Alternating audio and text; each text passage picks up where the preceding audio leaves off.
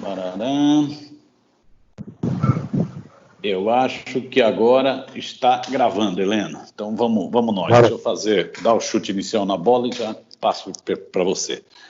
Nessa semana o Brasil deve superar a triste marca de 100 mil mortos, né? Brasil e Estados Unidos estão disputando quem é o mais incompetente, o mais irresponsável, o mais criminoso no tratamento do novo coronavírus, né? O capitão Bolsonaro e o Trump estão nessa disputa parelha para ver quem mata mais gente, né? Nós estamos tendo no Brasil quase 1.000 óbitos, mais de 1.000 óbitos por dia, é uma média impressionante. Nesse cenário macabro, o capitão Bolsonaro afirma ainda que vai intensificar suas viagens, as suas demagogias, né? Vai continuar viajando sem utilizar máscara, distribuindo cusparadas, perdigotos em vários cantos do país, né? A atitude do governo federal e de prefeituras, alguns governos estaduais, setores da sociedade, principalmente do meio empresarial, é de pressão, né, pela volta ao que eles chamam de normalidade, como se a normalidade fosse a normalidade dos cemitérios e dos hospitais, né? E uma dessas pressões muito fortes é pela reabertura, a volta às aulas nas escolas públicas e privadas, pela reabertura das escolas, né? Várias prefeituras e governos estaduais, com base nessa pressão, já anunciaram inclusive a reabertura, né? Nós vamos trocar ideia aqui para tentar entender quais os riscos dessa decisão. Conversei a semana passada com Gilson Reis, presidente licenciado, coordenador licenciado da Confederação Nacional dos Trabalhadores do Ensino Privado, né, da CONTEA, e vamos bater um papo rápido agora, com o Heleno Araújo, que é uma grande figura, a gente esbarra em várias atividades, né?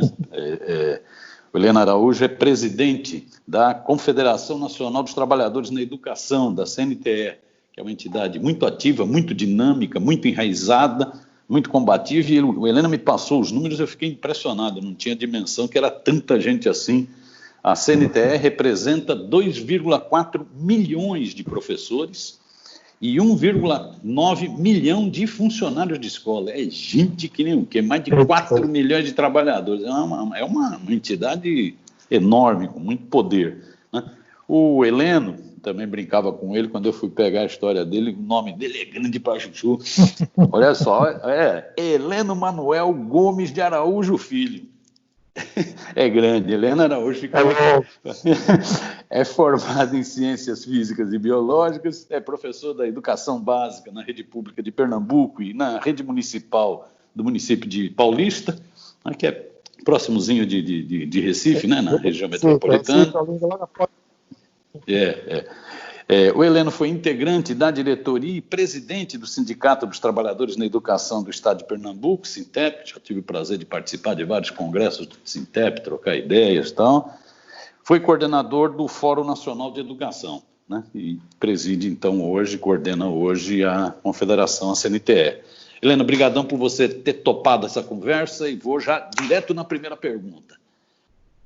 Com essa pressão toda pelo retorno às aulas, quais os riscos para os trabalhadores na educação, para a criançada, para os familiares? O que vocês estão estudando e já chegaram à conclusão? Quais são os riscos? E obrigado mais uma vez.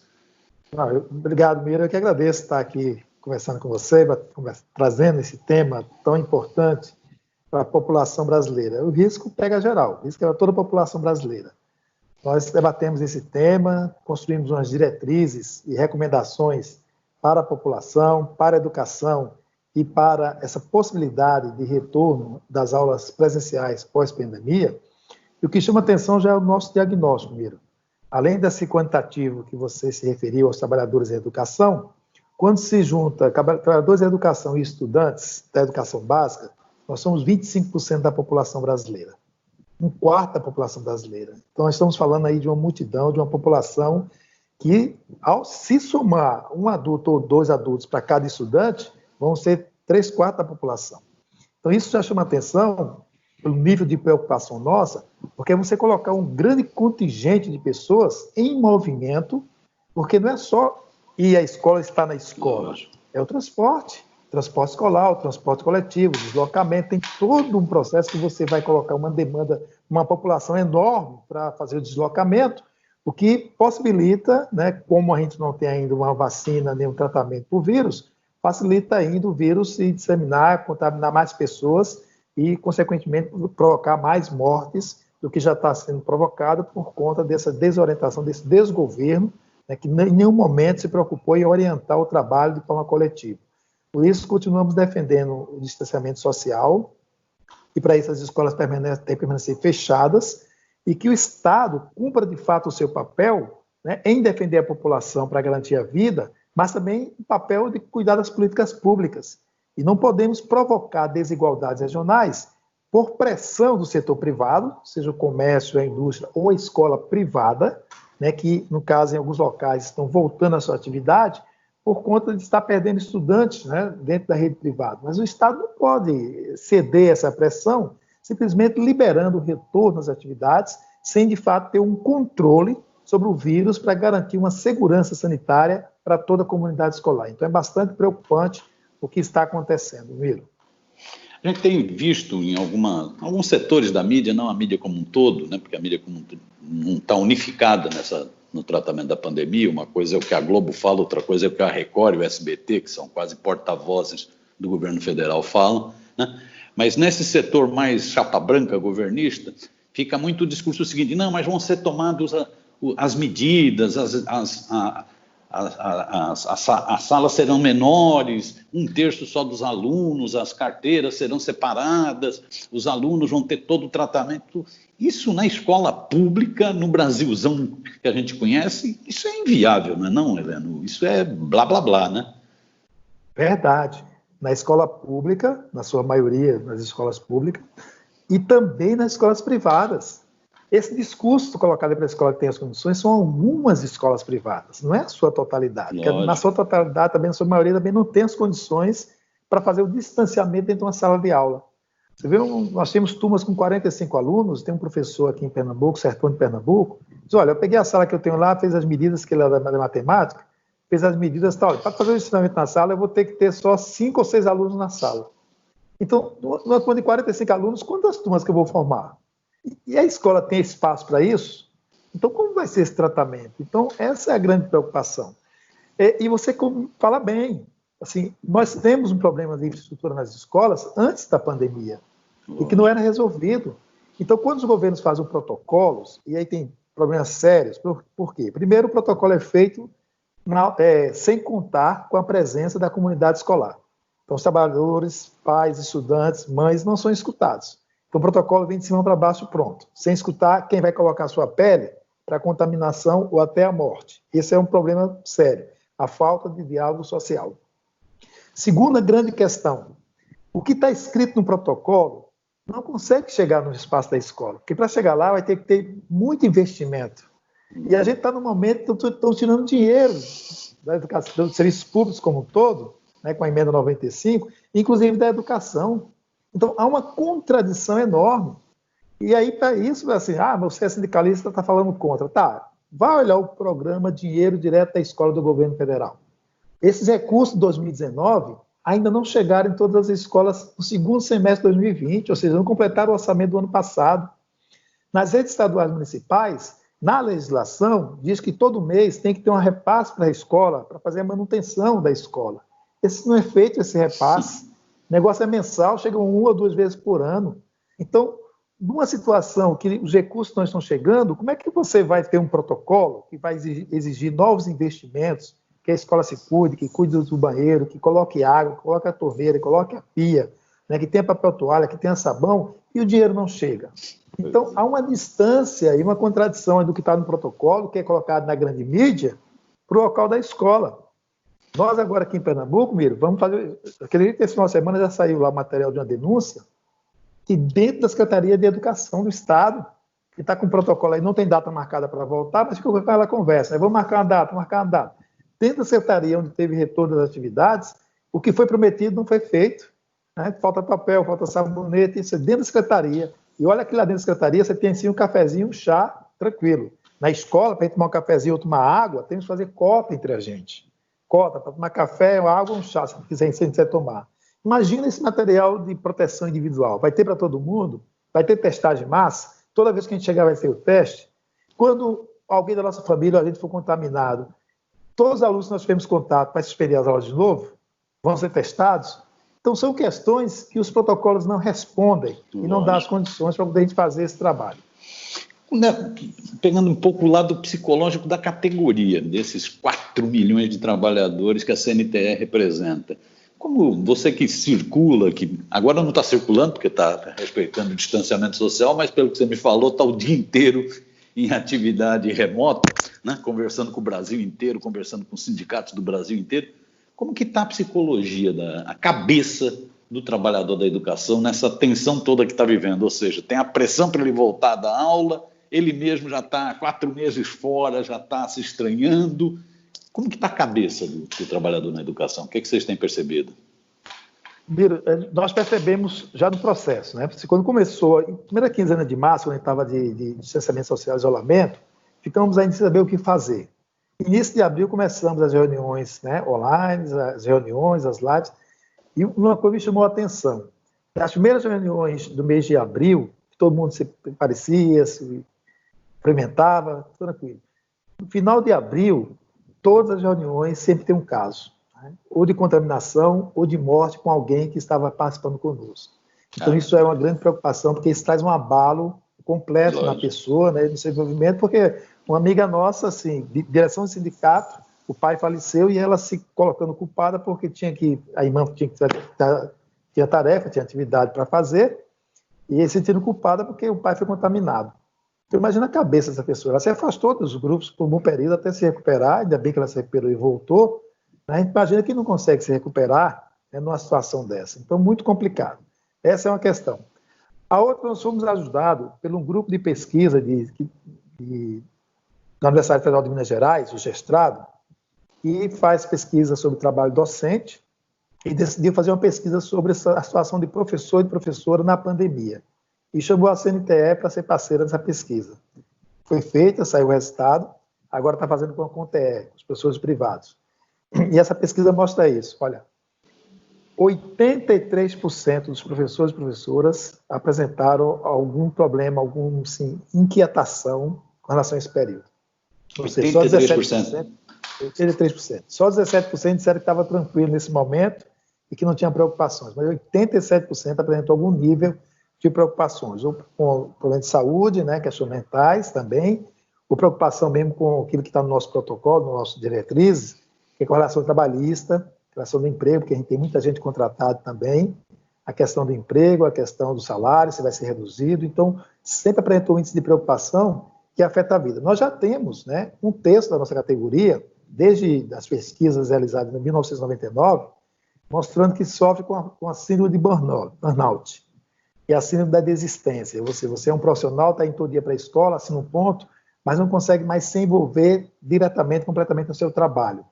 Então, isso aí já pega um terço da nossa categoria.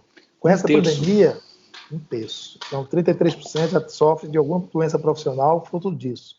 Com essa pandemia, né, e com 83% dizendo que tem algum problema, cita alguma inquietação, a nossa preocupação é de crescimento, né, dessa situação, infelizmente. É pesado. Tentando já ir caminhando para o nosso finalmente, o que seria necessário para garantir um mínimo, o mínimo não é o mínimo, para garantir a volta às aulas com condições de segurança, com preservação da vida dos trabalhadores da educação, da criançada e da sociedade? O que a CNTE coloca o seguinte: o requisito básico é esse aqui, sem isso não tem conversa. Nós partimos de duas premissas, né? Primeiro, da Organização Mundial da Saúde, de que qualquer perspectiva de retorno tem que ter sobre o controle do vírus, total controle do vírus, essa orientação. A segunda, da Internacional da Educação, entidades somos filiados, que é necessário ter o diálogo social e político. Então, a partir daí, a gente está exigindo que todos os municípios e todos os estados e Distrito Federal tenham uma comissão coordenada pela Secretaria de Educação, que juntos, não pode ser essa palavra que eles estão fazendo, mas juntos, trabalhadores, pais, mães, estudantes, associação de moradores, possamos colaborar e construir coletivamente esses protocolos, para que a gente tenha, de fato, a realidade de cada escola. Como é que cada escola está se portando, quais são as condições de cada escola, para poder essas informações fazer parte do protocolo e também tirar todas as dúvidas que nós temos, que as mães, os pais, os estudantes têm com relação a isso. Então, essa é a primeira providência. Segunda, que de fato tudo que for colocado nesse protocolo construído de forma coletiva seja aplicado. E aí, como você falou muito bem, não pode ser mínima, tem que ser 100%, porque estamos falando da vida das pessoas. Então, fez o protocolo de forma coletiva? Fez. Então, todas as medidas o Estado tem que garantir, tem que ser aplicado, tem todas as condições. Tem todas as medidas aplicadas? Tem. Aí sim, poderemos sentir segurança em coletivamente definir uma data de retorno, que a gente vai ter as medidas aplicadas e vamos ter a certeza que com esses cuidados não seremos contaminados, né, ou não correremos risco de morrer. Pode acontecer, é fato, mas iremos com mais segurança de não ser contaminado e, ao ser contaminado, correr risco de perder as nossas vidas, né, tanto dos nossos estudantes, como os avós, tios dos nossos estudantes, como os próprios trabalhadores em educação. Heleno, para fechar, eu queria, pelo peso que a CNTE tem, que a Confederação Nacional dos Trabalhadores na Educação tem, pela representatividade e combatividade, queria também uma opinião sua, mais sobre a questão geral. Recentemente, o Financial Times chamou o Bozo de Capitão Corona, né? No mundo inteiro ele está sendo ridicularizado como um genocida, né? Qual a avaliação que você, como coordenador dessa entidade tão poderosa, tem da postura do governo, né, diante da pandemia, questão das políticas públicas? Qual a avaliação que você tem, qual é o balanço que você faz desse laranjal do Bolsonaro? Olha, uma avaliação muito negativa, Miro. Muito negativa, e não só agora em 1 ano e 7 meses de governo, mas antes. Quando o Bolsonaro se lançou para ser candidato do Brasil, ele agredia demais os professores e as professoras. Ele é impulsionador, estimulador do chamado escola sem partido, né? Ele e seu grupo político. Desde lá, ele colocou o professor e a professora como inimigo da nação brasileira, mandando filmar, mandando denunciar, e essa postura de pré-candidato ainda se passou como candidato e, infelizmente, como presidente. Em uma dessas apresentações dele pelas redes sociais, ele reafirmou isso como presidente, filmar o professor, denunciar o professor. Quer dizer, é uma postura muito negativa. Também passa pelo seu programa de governo, que na verdade não foi programa de governo, foi um conjunto de slides, né, tratando da educação de forma muito assim agressiva, terrível para nós. Nós tentamos alertar na nossa base nesse sentido. E, infelizmente, isso está sendo concretizado. Podemos afirmar que 1 ano e 7 meses de governo sem Ministério da Educação. O primeiro que assumiu não conhecia o Brasil e nos acusou de ser ladrões. O segundo preferia dançar numa sala que ele deveria trabalhar, né, fazer graça o tempo todo e criar polêmicas e não fazer o trabalho. O terceiro não chegou a ser, exatamente, o terceiro não chegou a ser tomar posse, né, com as suas dificuldades também na área da educação, que é muito complicado. E o quarto, assim que tomou, adoeceu, mas vem, né, como especialista do Velho Testamento, né, como aquele que acha que tem que ensinar com a dor para poder aprender, né, com aquele que tem frases machistas nos seus ensinamentos dentro da igreja. Então isso traz bastante preocupação, por mais que ele leia no seu discurso de posse que o Estado é laico e que ele vai cumprir a Constituição, mas também ouvimos isso da boca do Bolsonaro e ele não cumpre a Constituição. Continua atacando a democracia, continua atacando o Supremo Tribunal Federal, continua atacando os poderes públicos que deveriam cuidar da democracia e fortalecer a democracia em nosso país. Então é altamente negativo e por isso deliberamos na CNTE e em nossas entidades filiadas, né, cada uma se manifestou completamente, de lutarmos pelo impedimento de Bolsonaro, pelo impeachment de Bolsonaro.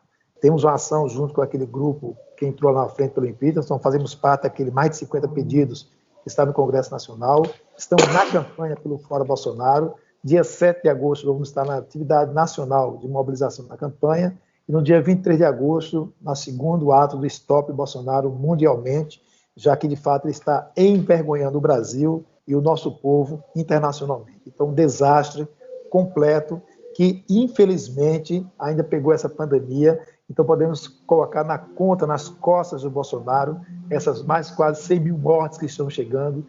Boa parte poderia ser evitada se ele, de fato, fosse um presidente que não é. Então, ele é o responsável, sim, pelas mortes, pela quantidade excessiva de mortes que nós temos no nosso país e pelo descaso, né, com os nossos 40 milhões de informais, 12 milhões de pessoas desempregadas, que não consegue acessar de forma digna uma ajuda emergencial que ele não queria dar. Ele foi pressionado pelo Congresso Nacional. Pela pressão, ele queria apresentar R$200, e o tempo está ameaçando voltar para os R$200, né? E conseguimos, na pressão no Congresso Nacional, chegar a R$600, que depois ele coloca como se fosse ele. Então, terrível, né? Mentiroso, foi mentiroso antes da campanha, foi eleito com notícias falsas e continua mentiroso. Ele atacou o Fundeb, Miro. Fundeb, se não fosse aprovado, não foi aprovado na Câmara, não foi ainda, falta no Senado. Mas se não for aprovado, é outra tragédia no nosso país. É outra tragédia. O Fundeb atende, Miro, 40 milhões de estudantes na educação básica pública, 40 milhões. Então, se o Fundeb não for aprovado, em janeiro, os prefeitos e prefeitas não terão recursos para pagar salário e manter a escola funcionando. Então, você vai fechar a escola pública. Isso seria uma segunda tragédia em pouco menos de um ano. A primeira do vírus e a segunda da educação básica. E o cara atuou contra o Fundeb. Então, só depois de uma alta pressão, de uma pressão forte, que ele se colocou, né, de votar. Mesmo assim, é importante chamar atenção, porque 7 votos contrários do Fundeb, 6 foi do partido que elegeu ele, o 17 do PSL, de pessoas ligadas à cozinha dele, de pessoas que estão sendo investigadas pelo STF por conta da fake news. Depois ele votou junto com o Partido Novo contra os 70% para salários dos profissionais da educação. Depois votaram junto para tirar o custo aluno, qualidade do Fundeb. Então, esse governo é mentiroso quando diz que apoiou e aprovou o Fundeb. Então é importante que as pessoas saibam disso, entendam, por isso consideramos negativa, por isso queremos sim o fim do governo Bolsonaro mesmo. Excelente, Heleno, excelente. Te agradeço muito, estamos aí, qualquer coisa, dá um toque, o que puder ajudar na divulgação das lutas da categoria, avisa a gente, tá ok? Muito obrigado, meu mestre. Nós é que agradecemos, né? Muito obrigado aí pelo espaço, vamos juntos vencer, superar esses desafios terríveis para o nosso povo. Superar o vírus e o verme. Pronto, fechou. Um abraço. Obrigadão. Um abraço. Tchau, tchau.